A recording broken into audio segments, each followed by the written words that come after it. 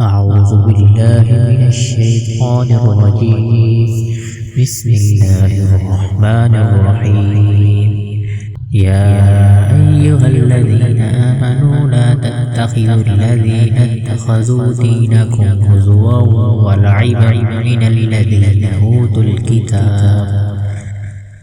الكتاب من قبلكم والكفار أولياء واتقوا الله إن كنتم مؤمنين. وإذا ناديتم إلى الصلاة اتخذوها هزوا ولعبا ذلك بأنهم قوم لا يعقلون. قل يا أهل الكتاب هل تنقمون منا إلا أن آمنا بالله وما أنزل إلينا وما أنزل من قبل وأن أكثركم فاسقون. قل هل أنبئكم بشر من ذلك مثوبة عند الله من لعنه الله وغضب عليه وجعل منهم القردة والخنازير وعبد الطاغوت أولئك شر مكانا وأضل عن سواء السبيل.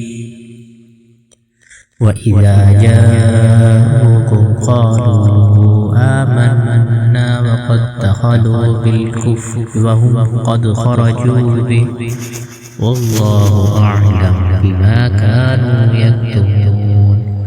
وترى كثيرا منهم يسارعون في الإثم والعدوان وأكلهم السحت لبئس ما كانوا يعملون. لولا ينهاهم الربانيون والأحبار عن قولهم الإثم وأكلهم السحت لبئس ما كانوا يصنعون.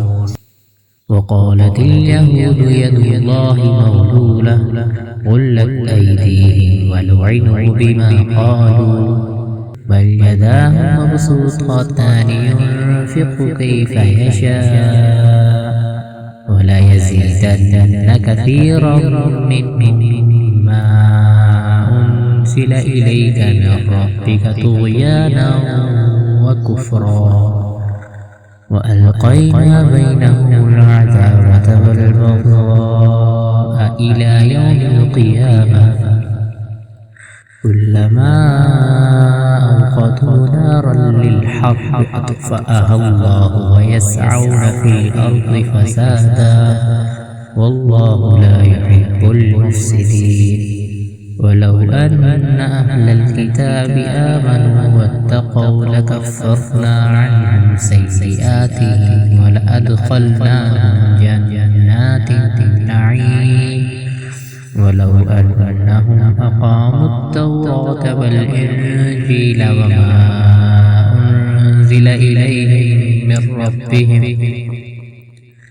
ربهم لأكلوا من فوقهم ومن تحت أرجلهم منهم أمة مقتصدة وكثير منهم ساء